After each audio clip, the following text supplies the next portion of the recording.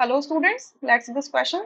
The question says for the reaction H2 gas plus Br2 gas gives you 2HBr gas. The reaction rate is ये दिए कि rate is equals to K concentration of H2 की power 1 concentration of Br2 की power 1 by 2. Which one of the following statements is true for this reaction? कौन सी statement इस reaction के लिए true होगी? ठीक है, पहला लिखा है the reaction is of second order.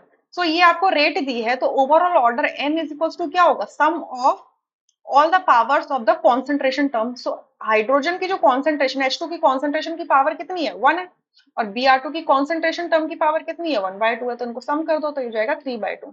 So order is 3/2, यहाँ लिखा है सेकंड ऑर्डर, तो ये फॉल्स स्टेटमेंट है, ये नहीं हो सकता। मॉलिक्यूलैरिटी ऑफ द रिएक्शन इज 3/2। इस रिएक्शन की जो मॉलिक्यूलैरिटी है वो बोल रहे हैं कि 3/2 होगी। तो ये आप देख के कैसे बताओगे कि इसकी मॉलिक्यूलैरिटी 3/2 है या फिर 2 है। सो अगर आप ध्यान से देखो इस रिएक्शन को, तो ये रिएक्शन हमें एज इट इज ऐसी दी हुई है, ठीक है। सो ये बेसिक आपकी नॉलेज है, बेसिक फैक्ट है ये, कि आपका जब हाइड्रोजन गैस और ब्रोमीन गैस कोलाइड करते हैं to get you HBr gas, तो ये बायोमोलिकुलर रिएक्शन होती है, ठीक है। सो बायोमोलिकुलर रिएक्शन होती है तो इसका मतलब इसकी जो मॉलिक्यूलैरिटी होगी इस रिएक्शन की, क्योंकि गैसियस रिएक्शंस हैं, यहाँ पे एक मोल आपके हाइड्रोजन का होगा, एक मोल आपके Br2 का होगा, या एक मॉलिक्यूल कह लो तो उसकी मॉलिक्यूलैरिटी 2 आती है, तो 3/2 नहीं होती है, तो ये भी फॉल्स हो गया। यूनिट ऑफ द के इज सेकंड इनवर्स। अब देखो ऑर्डर इसका अगर 3/2 है, तो यूनिट ऑफ के क्या हो जाएगा, तो हम मैं ये बोल सकती हूँ के इज इक्वल्स टू रेट, ठीक है। और कॉन्सेंट्रेशन जो टर्म है, इसको कॉन्सेंट्रेशन मैंने बोल दिया, कॉन्सेंट्रेशन की ओवरऑल पावर कितनी हो जाएगी आपकी, 3/2 आ जाएगी, ठीक है, ओवरऑल कॉन्सेंट्रेशन की पावर, ठीक है। अच्छा, तो रेट की यूनिट क्या होती है, रेट के लिए जो आप यूनिट लेते हो that is mole, litre inverse second inverse होती है।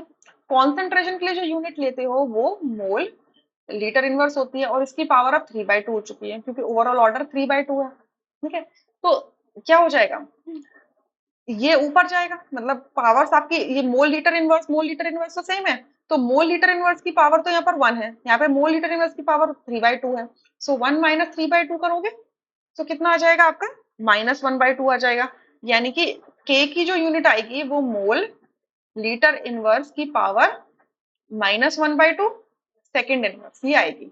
सो यानी कि यूनिट यहाँ पे गलत लिखी हुई है, सो ये ऑप्शन फॉल्स हो जाएगा। सो ये ऑप्शन भी नहीं हो सकता।